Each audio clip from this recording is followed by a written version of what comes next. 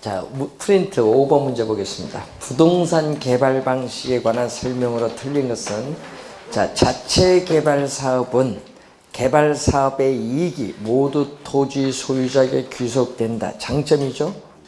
뒤에 쉼표 뒤에 자금 조달 부담이 크고 위기 관리 능력이 요구되는 건 단점이죠. 1번 맞고, 2번 사업 위탁형입니다. 개발업자가 토지 소유자에게 사업 시행을, 의뢰가 아니죠. 토지 소유자가 개발업자에게 의뢰를 하고요. 또 누구 뒤에 토지 소유자가 아니라 개발업자는 시행을 대행하는 것에 대한 뭐를 수수료를 취하게 되는 방식. 2번 정답이고, 분양금 공사비 지급 방식은 토지 소유자가 사업 시행에 있어서 건설업체의 공사를 발주하고 공사비 지급은 뭘로? 우리는 분양 수익금으로 지급하게 된다. 여러분 거의 공사자가 또 빠졌네요. 공비가 아니라 공사비. 자, 4번 질문 갑니다.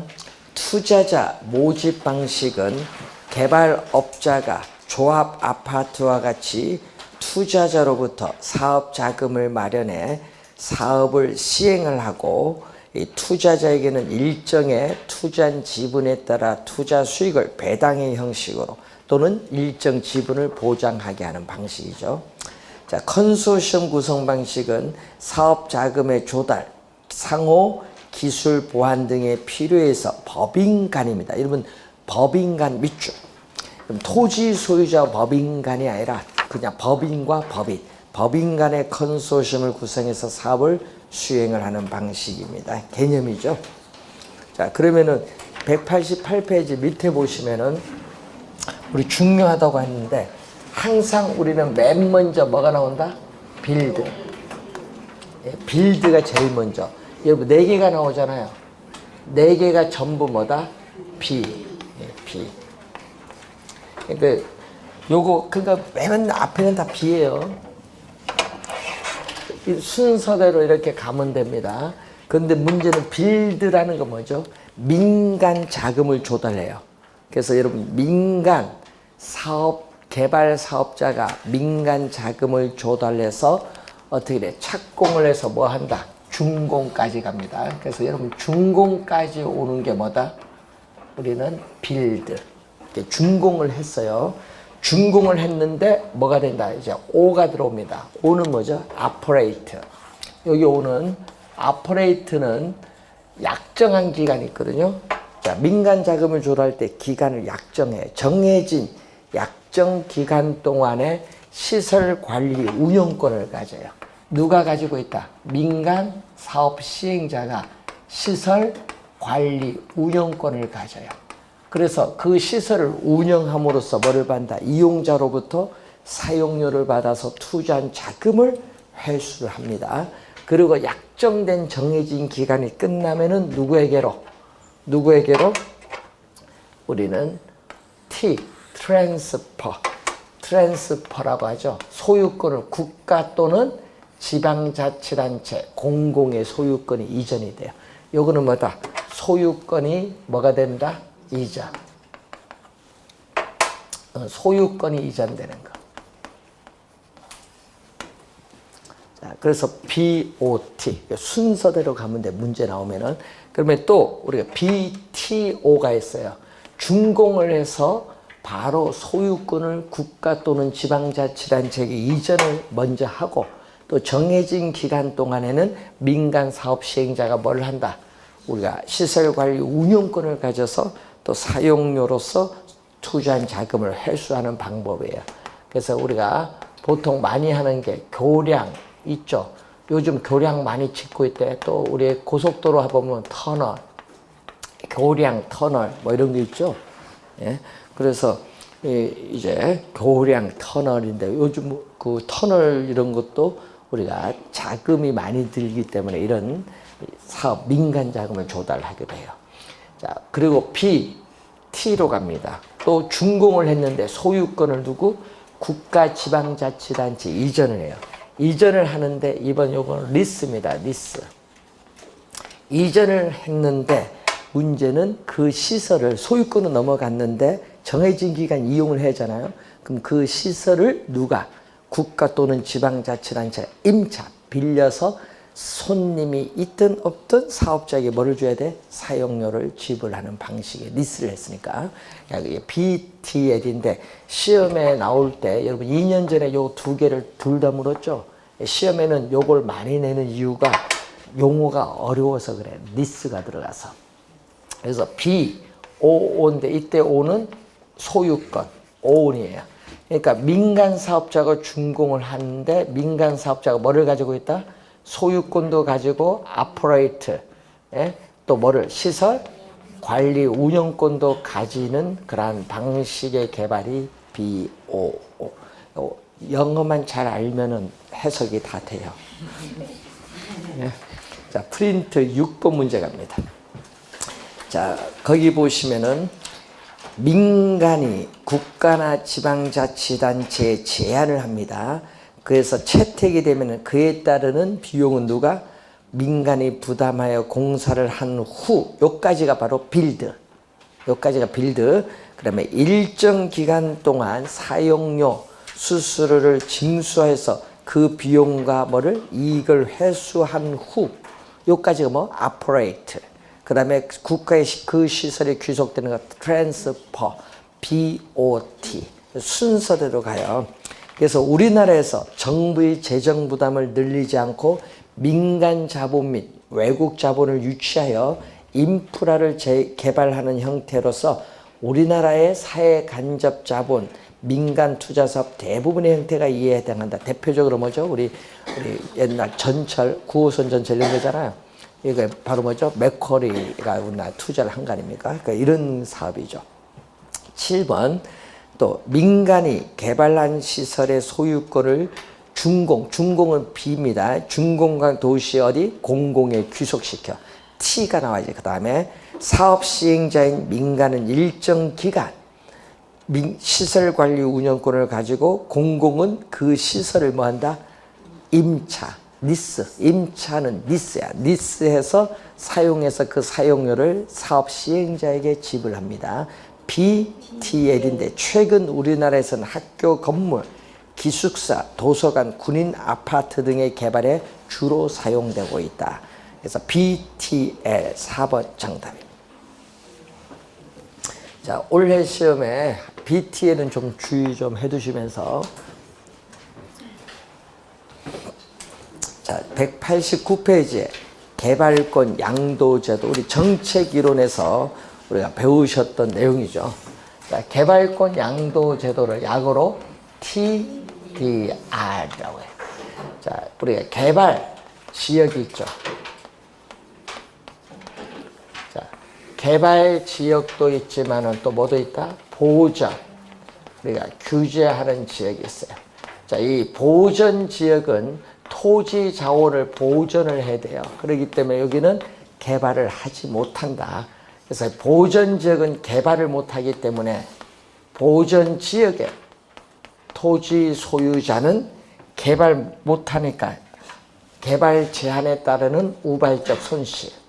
자, 여러분 정책이론에서 배운 것을 늘 염두에 두시면서 개발 제한에 따르는 의도하지 않은 우발적인 손실을 입게 돼요. 그리고 개발 지역은 개발로 인해서 토지 소유자는 또 우발적인 이익을 얻어요. 그러니까 문제가 있네요. 개발 지역은 이익을 얻고 이쪽은 손해를 보니까 결국 양 지역의 토지 소유자 간에 뭐가 발생한다? 형평성에 문제가 발생해요.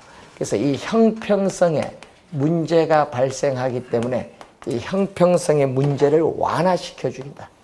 완화시켜주게 한 제도가 바로 TDR이다.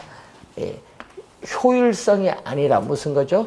형평성입니다. 효율성이 아니다는 거. 형평성의 문제를 완화시켜주게 한 제도입니다. 자, 그래서 보전 지역의 토지 소유자는 소유권으로부터 뭐를 분리한다? 예? 이 소유권으로부터 뭐를 개발은 못하니까 필요가 없지. 이 개발권을 뭐 한다? 분리를 해요. 분리. 예? 분리를 해서 이 개발권은 필요가 없으니까 뭐를 통해서? 시장, 예? 기구를 통해서 우리는 개발 지역에 법정 허용되는 용적률 이상 개발을 원하는 토지 소유자에게 뭐 한다? 매각을 함으로써 우발적인 이 손실에 대한 보상을 받는 제도를 얘기해요. 개념이죠. 자, 그러면은 누가 요 우발적 손실을 보상해줘요? 국가나 지방자치단체 같은 공공이 보상하는 게 아니에요. 누가? 개발 지역인 토지 소유자인 사적 주체가 이 지역의 토지 자원을 보호하는 비용을 부담하는 거예요. 그래서 정부 지방자치단체가 아니니까 그런 점에서 상당히 좋은 제도입니다. 그래서 여러분이 개발권을 미리 매입을 하는 거 있거든요. 미리 매입하는 걸 뭐라고 해요? 선매. 이것은요, 우리는 개발권을 국가가 미리 매입을 할 때는 국가가 돈을 줘야 돼. 그러니까 이건 국가가 비용을 부담하잖아요. 또 개발권 선매도 그렇지만 개발권 또 허가, 이게 선매제도는 특히 영국에서 많이 발달된 건데 허가 제도가 있어요. 여러분이 이 개발권을 어떻게 개발할 수 있는 권리를 또 국가에 뭐 한다? 우리가 귀속시켜서 그 개발을 국가가 또 뭐 해준다? 허가를 해줘요. 개발할 수 있는 권리를 국가가 허가를 해주는 제도인데 요 둘 다 국가가 비용을 부담해요.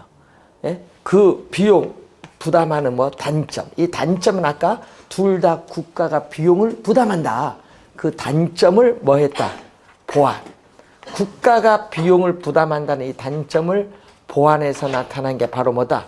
국가가 비용을 부담하지 않는 뭐? TDR. 그래서 이 TDR은 초기에는 뭐가 나왔죠?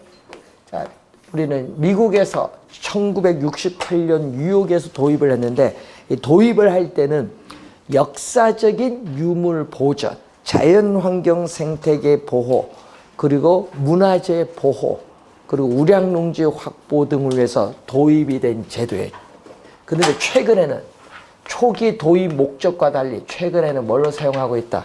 토지 이용 규제. 특히 대표적인 게 뭐죠? 지역 지구제인데 이 토지 이용 규제에 우리 수단으로 활용하고 있다. 토지 이용 규제 대표적으로 지역 지구제입니다. 그렇기 때문에 이 TDR은 지역 지구제를 보완하는 또 하나의 제도로서 중요한 제도예요. 그래서 개념이 또 시험에 자주 출제를 하는 거죠. 자, 이 개발 지역에서는요, 땅 가격이 비싸야 건물을 고층화시켜요. 그래서 이 개발 지역에서는 지가가 상당히 뭐 해야 된다? 높아야 돼. 그리고 토지 이용 밀도 같은 공적인 규제가 강화돼야 돼. 자, 토지 이용 밀도의 대표적 수단 하면 뭐다? 용적률이에요. 용적률에 뭐를 설정? 상한선을 설정. 근데 이 상한선을 설정하는데 이 상한선이 예를 들어서 40%다. 이렇게 딱 설정을 해요. 그럼 40% 이상 개발을 못해요. 이 지역은. 그러면 이 상한선, 법적으로 정해놓은 이 상한선 이상 개발을 하기 위해서는 개발권을 사오면 돼. 그 개발권의 수만큼 점점 용적률을 더 허용을 해줘요. 그래서 토지 이용 밀도, 요 규제를 뭐 해야 돼? 강화해야 돼. 공적 규제를 강화를 한다는 것은 상한선 40%가 30% 이렇게 내려온다는 얘기예요. 완화하면 뭐야? 40%가 50%, 60% 올라가는 거고. 강화를 해야 뭐가 돼? 이전 가능한 개발권에 대한 수요가 뭐한다? 증가하기 때문에 개발권이 어떻게 돼? 시장을 통해서 빨리빨리 팔리는 거예요. 그래야 이 제도가 안정하게 정착할 수 있는데 문제는 개발권 얼마 할 거냐? 평가를 또 잘 내야 돼. 평가. 또 우리나라처럼 산이 많은 국가에는 적용하기가 좀 어려워요. 보통 이런 거 하려면 구릉지가 많은 이런 게 적용을 많이 해야 됩니다. 그래서 우리나라에서는 아직 그래서 도입이 되어 있지 않은 제도.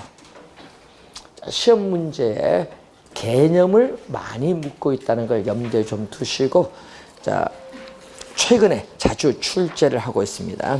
자, 그래서 여러분 교재 190페이지 문제 보시면은, 자, 우리나라에서 개발권 양도제를 적용한 것과 유사한 효과를 지닌 토지가 흔히 발견되는 지역으로 가장 적당한 것은 바로 뭐가 돼? 토지 이용 규제가 극심한 지역, 예를 들면 개발 제한 구역 이런 데 적용할 수 있다.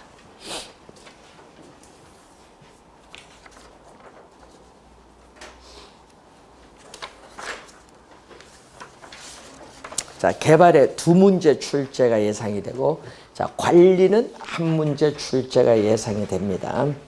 자, 부동산 관리로 갑니다.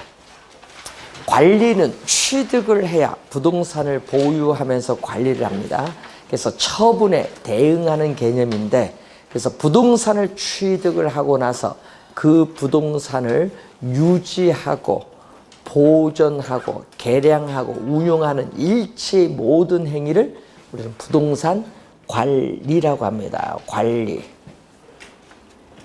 자, 그래서 이 관리의 필요성을 보면은 우선은 우리는 도시화 형상으로 인해서 도시로 인구가 집중이 돼요.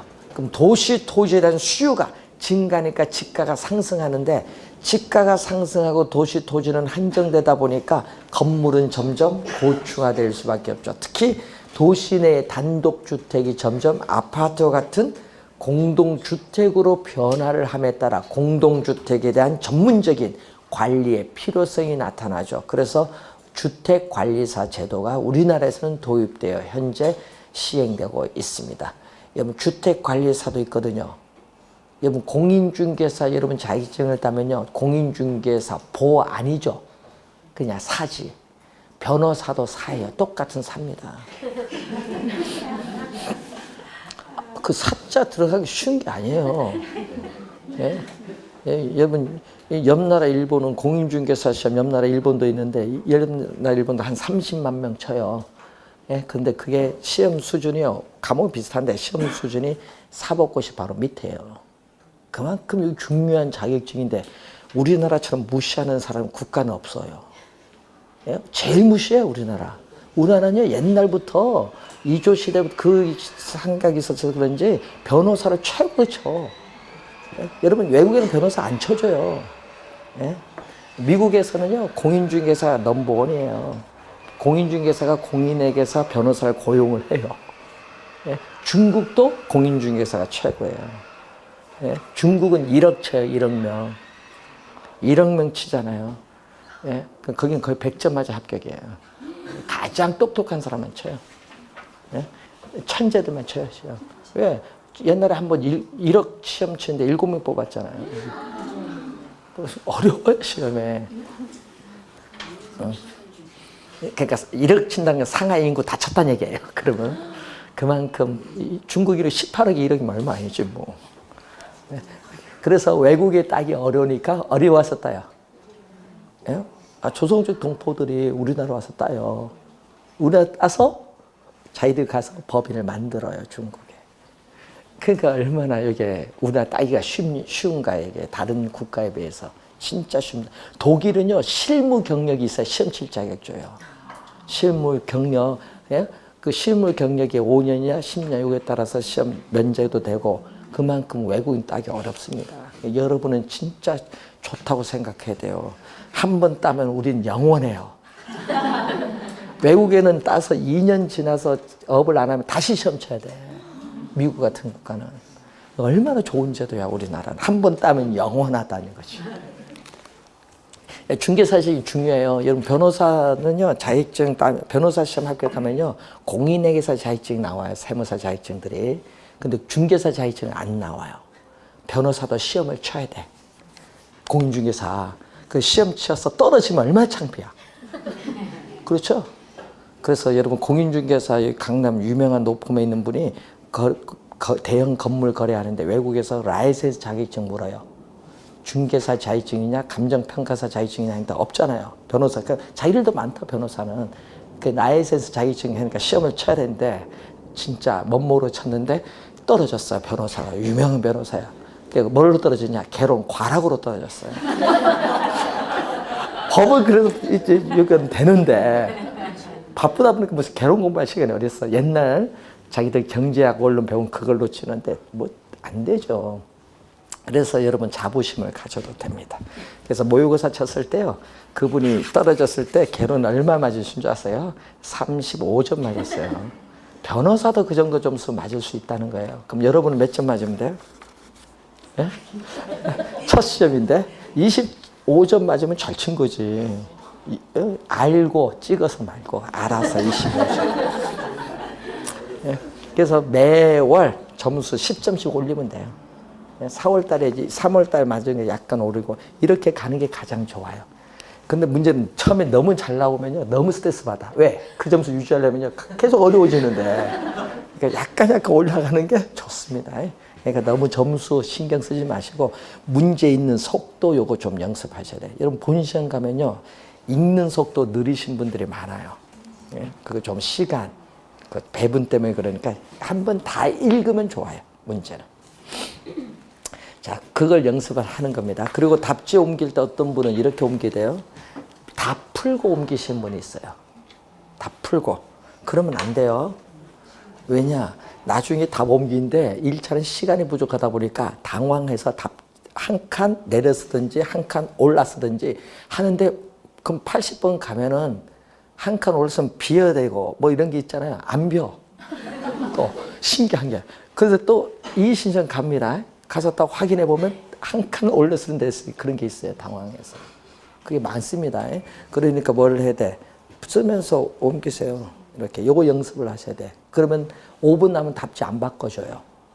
왜? 딱 무리가 있거든요. 그러니까 이렇게 옮기고 요거 있죠? 예? 수정 테이프 그거 잘 활용하시면 돼요. 틀리면 수정 테이프 하면 되는데 여러분 채점은 여러분 수능 시험 그 기계로 채점하니까 아무런 문제는 없어요. 그래서 수정 테이프 잘 활용해서 이렇게 하시면 되는데 문제는 아까 얘기했죠. 그러면은 풀고 옮기는 이유가 뭐냐? 나중에 찍을 때 좋아요. 개론 민법 해서 15문제 찍어야 되는데 찍을 때 봐야지 딱 답 뭐 한 번에 딱 번호가 다 보여요. 그럼 찍을 때 상당히 좋아요. 예? 하여튼 15문제는 찍게 돼 있어요. 근데 그 찍을 때 그걸 알면은 그 15문 찍을 때 10문제 가까이는 맞을 수 있어요. 그럼 합격으로 가는 거예요. 여러분 그날 찍을 때 다 찍은 거 다 틀렸다. 그럼 떨어지는 거고 거기서 한 5, 6문제 맞아가면 합격으로 가는 거예요. 예? 그러니까 그것 때문에라도 연습을 좀 하세요. 모의고사 치시면서. 지금 가르쳐 드려야지. 그래서 연습 그렇게 하시면 됩니다.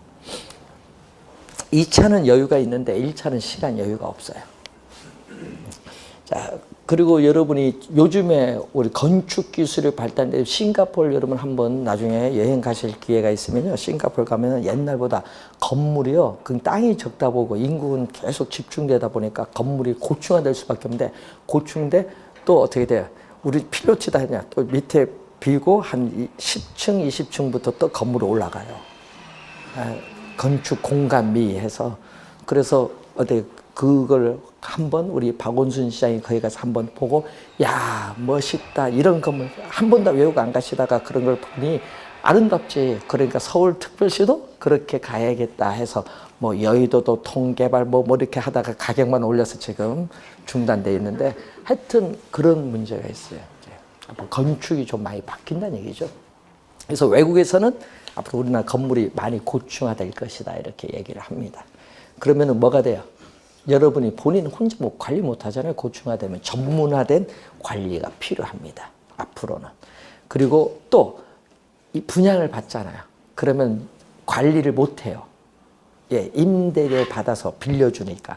임차인이 또 관리 소홀히 하잖아요. 그래서 이러한 부재 소유자의 요구에 증대로 인해서 관리가 필요합니다. 그래서 앞으로 관리에서 그래서 시험 문제 많이 내는 게 뭐 나중에 배우지만 자가 관리, 위탁 관리 구분하는 걸 제일 많이 냅니다. 나중에. 자, 그리고 여러분 교재 부동산 관리의 내용이 있습니다. 시험 문제는요. 기술적 관리를 제일 많이 출제했어요. 자, 부동산 관리 내용은 뭐에 따라서 복합 개념. 자, 우리 부동산에서 배울 때 처음 배우셨던 게 복합 개념이죠. 자, 이 복합 개념에 따른 관리가 이루어지는데 복합 개념만 나오면은 여러분 떠오르는 게 기술적 뭐가 나와야 돼? 경제적, 법률적이 나와야 돼. 복합 개념이 나오면은 기술적, 경제적, 법률적 관리가 나오는데 시험 문제는 요것 중에서 제일 많이 출제를 했던 게 뭐죠? 기술적 관리다. 자, 여러분 기술적 측면에 하자, 흠이 발생하기 전에 사전에 예방 조치를 취해준다든지 아니면 하자가 발생하면은 그 하자를 제거하기 위해서 필요한 여러 가지 기술적 조치를 취해주는 관리가 기술적 관리입니다. 이 기술적 관리를 잘 해두셔야 됩니다. 평상시에. 자, 그래서 토지 같은 경우는 요즘 문제가 많죠. 토지의 측량을 통해서 뭐를 경계를 확정을 해야 돼. 그래서 여러분 전에 뉴스 보니까 어떻게 돼요? 지방자치단체에서는 서류상으로 보고 건물 지어도 오케이 했는데 어떻게 옆 토지 소유자 측량했더니 침범했다. 어떻게 돼? 헐어라. 어떻게 돼요? 그래서 그 옆에 뭐 지었던 거 한 40번 허리가 뭐 이상하게 바뀌고 그래요. 그러니까 여러분이 측량을 그래서 정확하게 해야 되는데 그래서 요즘은 측량하려면 뭐를 통해서? 인공위성을 통해서 하면은 딱 보여요. 예? 그래서 그런 것을 한번 확인을 해야 됩니다. 자, 그래서 기술적 관리는 그런 게 중요해요. 또 경사지 대책으로서 토지의 붕괴를 막기 위해서 또 뭐 한다? 옹벽을 설치한다든지 배수 시설을 설치한다든지 그리고 또 관련해서 토지에 있어서는 또 남이 땅, 사도, 뭐 사도를 방지하기 위해서 요즘 들어와서 이용하지 마라 해서 뭐를 설치해? 나무에 철조망 같은 거 설치하잖아요. 출입 금지 편말 붙이고 사도를 방지하기 위해서 그렇습니다. 자, 그리고 건물은 뭐를 해야 돼? 이 위생, 소독, 청소하는 위생 관리, 건물의 각종 기기, 기구를 수리하고 운전하고 보수하고 또 여러분 온도, 습도 조절하는 거 이것을 설비 관리, 방범, 방제 등의 안전대책 관리 중요하죠. 이거는 또 무슨 관리? 보안 관리. 건물의 현 상태를 계속 유지시켜주기 위한 보전 관리. 네 가지가 건물의 기술적 관리입니다. 자, 경제적 관리는 말 그대로 부동산 운영에 따르는 총 수익에서 뭐를 빼야 돼? 운영하는 비용을 공제한 순이익을 극대화하는 관리입니다. 특히 우리 상업용, 공업용, 광업용, 임대용 부동산, 이 수익성 부동산의 관리에 중요해요. 경제적 관리는. 그래서 이 경제적 관리에서는 토지는 우리 나지를 가만히 두면요. 중과세를 하니까 나지를 활용하죠. 우리 토지를 활용할 때는 자재 하치장으로 이용한다든지 아니면은 건설회사의 아파트 모델 하우스로 제공해서 뭐를 받아? 우리는 대가를 받는다는 지대 수입. 네? 그런 것이 이제 경제적 관리야, 토지. 건물의 경제적 관리는 특히 수입 지출, 이 회계 관리, 또 인력 배치 등을 통해서 비용을 줄여야겠죠. 인력 관리. 임대용 건물의 손익 분기점을 파악하는 관리. 뭐 이런 것은 건물의 경제적 관리고 이 법률적 측면의 하자를 제거해 주기 관리로서 토지는 뭐다 도난을 당할 수 있어요. 토지 도난은 불법 점유입니다. 그럼 불법 점유를 당하지 않기 위해서는 뭐 한다? 관리인을 두어서 관리를 해야 돼. 여러분 본인은 서울 살면서 저 전라도 저 밑에 땅이 있습니다. 예? 그래서 그 관리를 하기 위해서 그 지역 주민들로 보고 농사 지어서 뭐 관리를 해달라든지 그렇게 할 수도 있잖아요. 관리를 도와야 돼요. 그리고 권리 관계를 확인 조정하고 또 지목을 전에서 대로 변경하는 거죠. 이 법률적 측면에서 이 토지의 이용 가치를 개선하는 것은 지목 변경하는 거. 이것은 토지의 법률적 관리. 건물은 특히 임대차 계약이나 예약성의 관리. 여러분 건물 위에 보면 광고판도 있죠. 이러한 기타 시설물 이용에 대한 계약 관리. 이런 것은 전부 건물의 법률적 관리에 해당합니다. 자, 시험에는 기술적 관리를 많이 냅니다. 기술적 관리를 좀 잘 확인을 해 두시기 바라고 시험에는 올해 주의를 많이 해야 될 게 196페이지에 나오는 여기서 하여튼 정답은 여기서 물어요. 여러분 출제위원들은 요걸 진짜 좋아해요. 정답은 여기서. 여러분 시험 문제 보면 요즘에 여기서 지문 하나, 여기서 하나, 197페이지에서 하나, 198페이지에서 하나 이렇게 각 페이지 하나하나씩 뽑아 오는데 그중에 정답은 어디서? 여기서. 관리 주체에 따르는 관리 방식의 분류를 보면은 세 가지로 크게 자가 관리 또는 무슨 관리? 위탁 관리, 혼합 관리 이렇게 크게 나누어 볼 수 있죠. 올해 중요해요. 자, 자가 관리 여러분 시험 문제는요. 자가 관리로 출제하면 좋은데 여러분 어렵게 내기 위해서 말을 막 바꿔요. 자치 관리로로 한번 23회 출제했고 또 자기 어떤 분은요. 요건 처음 들어봤다. 글자가 요거 뭐 하나 빠진 거 아니냐. 그렇게 얘기하시는 분도 있어요. 자기 관리로 또 25회, 27회 시면 이제 출제를 또 말을 바꿔서 또 무슨 관리? 직접. 여러분 27회는 직접으로 출제 그래. 27회는 직접. 또는 직영 관리. 이렇게 말을요 막 바꿔서 출제를 많이 합니다. 자, 여러분 소규모 부동산을 본인 또는 한두 명의 자가 관리요를 줘서 직접 관리하는 방식입니다. 직접 관리하는 방식. 자, 그러면은 이 자가 관리를 하게 되면은 장점이 있어요. 뭐가 있다?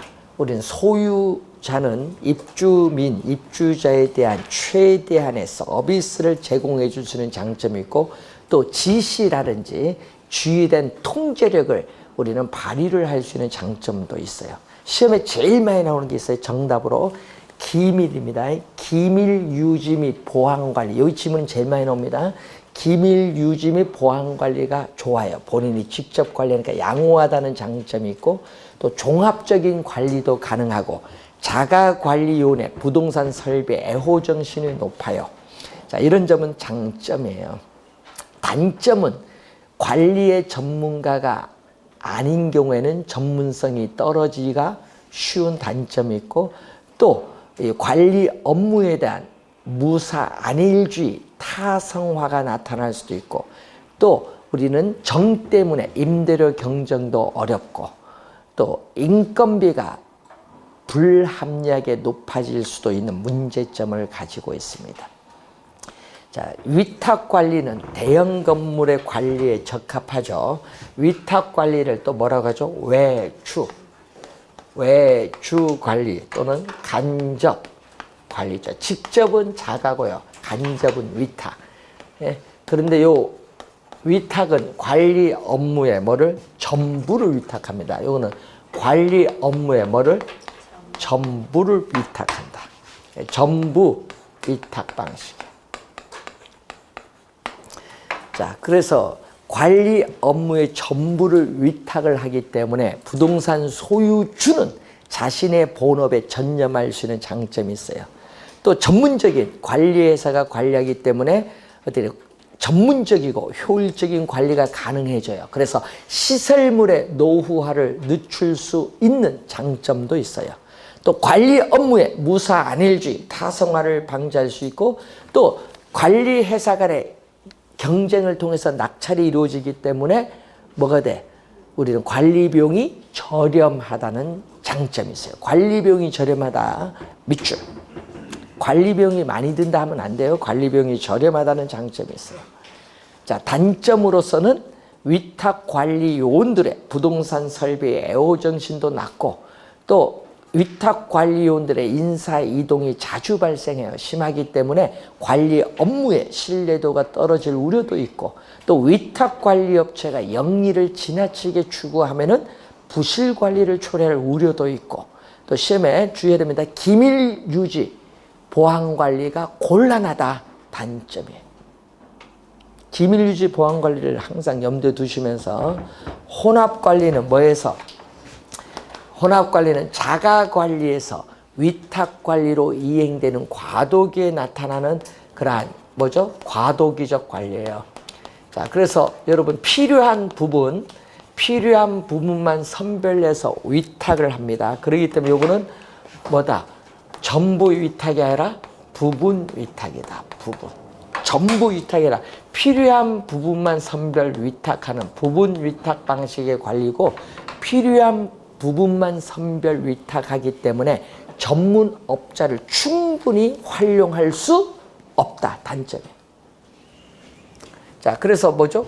과도기에 유용하다는 장점이 있고 또 강한 지시, 지휘 통제력을 발휘할 수도 있고 위탁관리 편히 이용할 수 있는 장점도 있어요.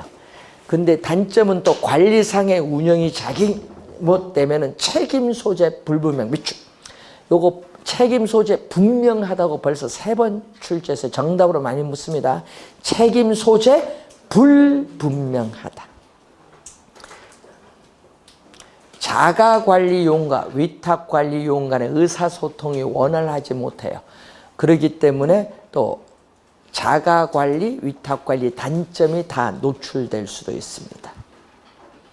시험 문제는요, 장단점에서 출제합니다. 여기서는 정답을 어디서 묻는다? 장단점에서 정답 지문을 묻는다. 꼭 기억해야 돼요. 장단점. 자, 전문관리 영역에 따라 또 뭐가 나오죠? 자, 이것도 시험에 많이 나왔죠. 시설, 자산. 요 2가지를 잘 구별을 해 두셔야 돼요. 시설 관리. 자, 여러분 부동산 소유주 또는 이용자인데 이 단순한 우리가 관리입니다. 자, 부동산에 관한 각종 시설을 운영 유지하는 소극적 관리예요. 말 그대로 시설물 유지 관리한다는 얘기예요. 뭐 시설관리공단 이런 데서. 그래서 무슨 관리? 소극적. 부동산 소유자의 이용자의 단순한 요구에 부응하는 소극적 관리. 자, 건물의 청소 관리, 방범 방제 등의 안전과 관련한 보안 관리, 예? 설비 관리, 온도 습도 설비 관리, 이 에너지 관리 이런 게 전부 무슨 관리? 시설 관리에 말 그대로 시설물 유지 관리한다. 예? 그런데 자산 관리는 부동산 소유자나 기업의 재산 부를 극대화하기 위해서 부동산의 가치를 증진시킬 수 있는 다양한 관리 방법을 모색하는 이거는 무슨 관리? 적극적 관리가 나타나요. 그래서 자산 관리는 말 그대로 언제 부동산을 매입을 하고 매각할 것이냐, 이 자본이득과 관련해서 중요한 겁니다. 그리고 포트폴리오 결정, 예? 분산 투자에 따른 위험을 분산해야 돼요. 그리고 PF 결정 또는 투자에 따르는 위험 관리, 그리고 재개발, 재투자, 리모델링 결정 이런 건 전부 어디서 한다? 자산 관리에서 이루어진다. 자, 그래서 시설 관리, 자산 관리의 내용을 또 우선 확인해보고 이 시설 관리보다 한 단계 높은 수준의 관리가 거기 건물 및 임대차 관리, 이걸 다른 말로 재산 관리라고도 해요. 요거는 출제를 합니다. 요 2개 구별하는 것을 계속 출제를 하고 있다. 이렇게 보시면 되겠고. 자, 199페이지에 부동산 관리 활동은 주로 임대차 활동입니다. 자, 임대차 활동에서 가장 먼저 첫 번째로 해야 할 일은 임차인을 선정을 하는 거죠. 임차인을 선정하는 기준이 나와요. 우선은 주거용 부동산인 경우에는 다른 임차인들과 잘 어울릴 수 있는 유대성을 기준으로 선정을 하고, 상업용 부동산은 매출액과 관련해서 가능 또는 잠재, 가능 매상고를 기준으로, 공업용 부동산이나 업무용, 사무실용 부동산인 경우에는 임차인의 목적에 맞느냐, 적합성을 기준으로 선정을 한다. 임차인을 선정하면 임차인의 권리, 임대인의 의무를, 관계를 나타내는 임대차 계약서를 작성하죠. 언제까지 얼마의 임대료를 납입을 해야 되느냐 이런 것도 결정하고 옵션도 있고 뭐 이런 거 다 결정하는 게 임대차 계약서입니다. 그러면 계약서를 작성을 할 때 가장 중요한 게 임대료 얼마 내야 되느냐 이 얘기죠. 우리는 그로스 총 임대차예요. 그로스 총 임대차. 자, 여러분 주거용 부동산에 적용합니다. 임차인이 임대인에게 총 임대료를 어떻게 돼요? 지불하면은 임대인이 세금도 내고 보험료도 내는 그런 방식입니다. 그래서 아파트와 같은 주거용 부동산에 적용하고, 순임대차가 나오죠. 자, 순임대차는요, 임차인이 임대인에게 순수한 임대료만을 지불해요. 그 외에 영업경비, 이런 부동산을 운영하는 드는 비용이 있거든요. 영업경비는 협상에 의해서 결정하는 방식이 순임대차. 그 협상에서 결정을 하는 거에 따라서 임대차를 몇 개로 나눈다? 3개. 1차, 2차, 3차로 나눠요. 자, 1차는 항상 뭐 들어가요? 순수한 임대료는 있죠? 임차인이 임대인에게 순수한 임대료를 주니까 순수한 임대료는 무조건 들어가요. 그리고 또 이 편익시설은 누가 이용하는 거예요? 임차인이 이용하는 거잖아요. 편의시설에 따른 비용. 예? 기타 특별 부가금도 임차인이 납부를 해요. 여기다가 또 뭐가 들어간다? 세금까지 들어갑니다. 그럼 이것은 1차 순임대차고, 2차는 1차에다가 뭐를 더해주면 돼? 보험료, 화재보험료 이런 거 있죠? 보험료 더해주면 돼요. 3차는 2차에다가 뭐죠? 유지, 수선비까지 더해주면 돼요. 그래서 공업용 부동산인 경우에는 3차 순임대차가 일반적인 경우로 적용합니다. 자, 시험 문제는 뭐를 출제한다? 시험 문제는 요걸 계속 출제를 하죠. 자, 뭐 27회도 또 했는 거죠. 비율 임대차. 비율. 상가, 점포 등의 매장용 부동산에 적용합니다. 자, 여러분, 임차인의 총 수입 있어요. 일정 비율, 예를 들면 7% 이런 식으로 일정 비율을 임대료로 임대인에게 지불하는 방식입니다. 자, 그래서 이런 게 있죠. 월 임대료 얼마 주겠다. 월 임대료 얼마 주겠다 할 때는 항상 총 수입, 내가 2천만 원 총 수입이면은 뭐를 주겠다. 임대료 월 150만 원 드리겠습니다. 이건 기본 임대료야. 그런데 문제는 어떻게 돼? 총 수입이 일정 부분 넘어가면 그 넘어가는 부분에 대해서 또 뭐를 주겠다? 추가 임대료 지불하겠습니다. 이렇게 했어요. 기본 임대료, 추가 임대료 이렇게 구성이 되어 있습니다.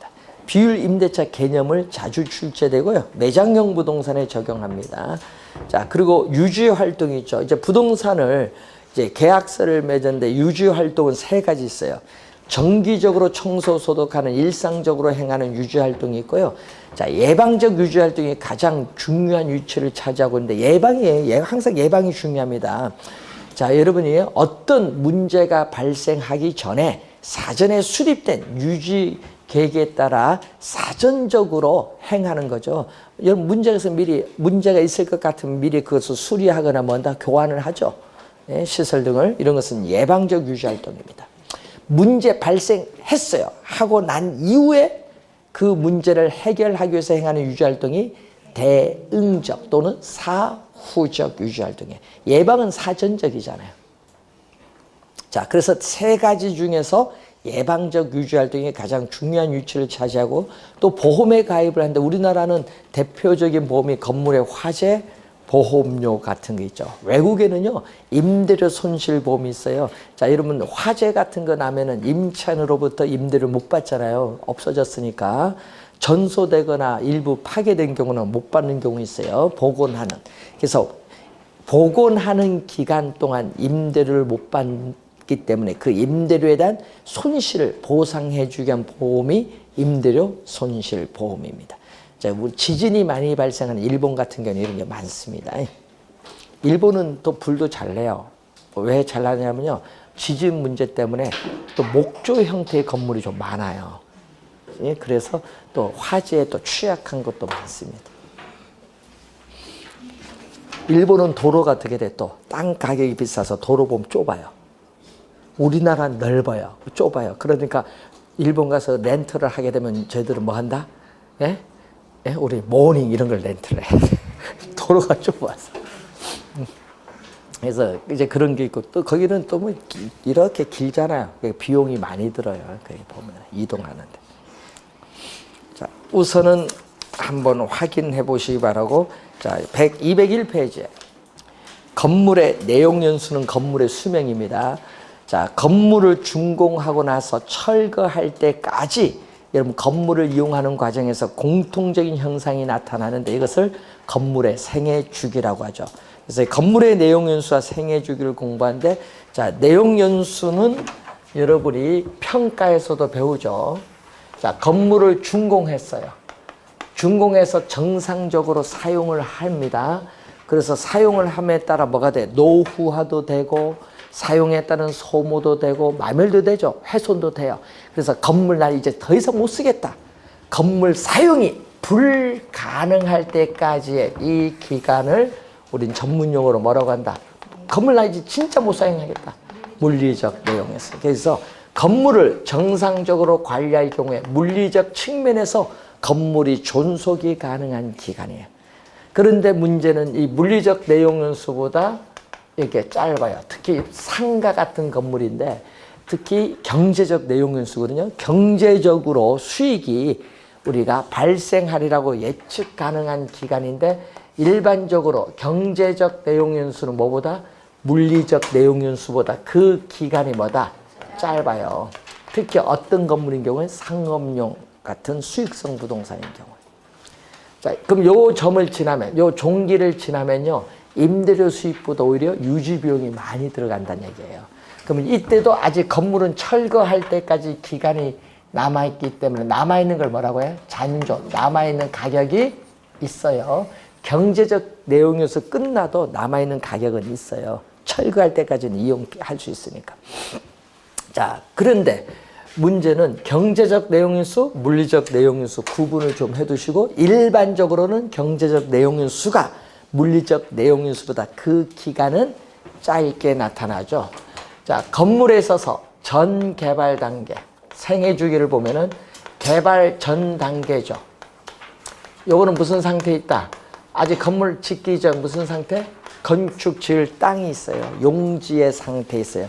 건물을 지으면 주변에 유사한 건물의 공급 상태, 임대료 수준, 공실률, 그리고 또 앞으로 공급된 상황, 공법상의 건축물을 짓는데 규제가 있느냐 이런 걸 확인을 해야 돼.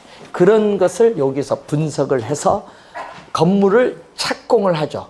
착공해서 완공에 이르는 단계를 신축 단계인데 아직 신축 단계에서는 건물 사용 안 했습니다. 건물을 사용하지 않았기 때문에 물리적 측면에서의 유용성은 뭐가 돼? 최고가 돼. 가장 높다. 그러면 이제 신축 단계를 지나서부터는 건물이 사용하기 때문에 건물의 가격이나 그리고 유용성은 점점 감토하기 시작한다. 네? 요거 지나서 사용을 하기 때문에. 그래서 세 번째가 무슨 단계? 건물이 장기적, 본격적으로 안정되는 단계죠. 그래서 건물이 존속하는 기간 중에서 가장 긴 기간이 안정 단계인데 이 안정된 게 건물 사용하면서요. 관리 진짜 잘합니다. 여러분 관리 잘하죠? 특히 뭐 건물 관리가 자동차 관리. 목숨 왔다 갔다 진짜 자동차 자기 애인보다 더 관리 잘하는 사람이 있어. 예? 여러분 우리 젊은 사람 사귈 때 보면요. 자기 애인한테 막 밥도 사준다 안 사줘. 자동차 관리인데 다 들어가 돈. 요즘 젊은 사람들의 집은 안 사고 뭐 산다? 자동차 우선. 예? 예? 심하면 자동차에서 사는 사람도 있어. 있어요. 예? 우리 모 교수님도 거기서 살다가 나중에 예? 어떻게 돼요? 아파서 돌아가셨지만 자동차에서 먹고 자고 다 했어요 그분은. 예? 집은 팔아있고 그 판돈을 자동차 샀었어. 그러니까 그 안에 취사시설 다 있죠 자동차네. 그러니까 예? 관리를 잘 해야 돼. 기술적 측면의 관리를 잘하면 수명이 연장돼서 연장되면 그만큼 또 임대료 수입도 많이 들어오죠. 그래서 그런 안정 단계를 지나면요. 건물의 물리적 기능적 상태가 급격히 나빠져요. 나빠지는 악화되는 노후 단계인데 이때는 비용을 투입하면요. 많이 들어가요. 이때는 개량하는 데 드는 비용을 새롭게 투입을 하기보다는 새 건물로 교체할 계획을 세우는 것이 좋다. 그럼 비용은 언제? 비용이 적게 되는 안정 단계에 투입하는 것이 좋아요. 자, 노후 단계를 지나면 이제 건물이 사용 불가능하는 기간이 와요. 완전 건물의 효용 가치가 없다. 이런 단계는 무슨 단계? 철가는 완전 폐물 단계. 그럼 여러분 가끔 시험에 보면요, 여기가 지문에 많이 뜨죠, 세 쪽이. 그래서 5단계로 이루어졌다, 이렇게 보시면 되겠습니다. 자, 문제 6번 한번 8번 보겠습니다. 자, 부동산 관리에 관한 설명으로 틀린 것은, 부동산 관리는 소유자의 목적에 따라 대상 부동산을 관리상 운영 유지한다 개념이죠. 건물, 여러분 부지와 부주의는 건물, 이게 부적응을 개선시키는 활동은 기술적 관리입니다. 여러분 요거 기술적 관리는 물리적, 기능적인데 요 건물과 부지가 부적응하는 것은요, 기능적 하자예요. 이 기능적 하자를 개선시키는 활동입니다. 그래서 기술적 관리. 2번 정답. 위탁 관리 방식의 장점은 전문업자를 이용함으로써 합리적이고 편리하며 전문화된 관리 서비스를 받을 수 있는 장점이 있어요. 부동산 관리자는 소유주를 대신하여 부동산 임대차 관리, 임대료 수납, 유지 관리 업무 등을 담당하고 있고, 부동산 관리자가 유지 관리 업무 등의 수행 시에 대상 부동산의 물리적, 기능적 흠이 하자입니다. 이 하자를 발견해서 안전하게 유용성을 발휘할 수 있도록 사전에 조치하는 것이 바람직하다. 이게 사전에 미리 조치하는 게 좋다, 이런 얘기죠. 자, 잠시 쉬고 이제 마케팅으로 가겠습니다.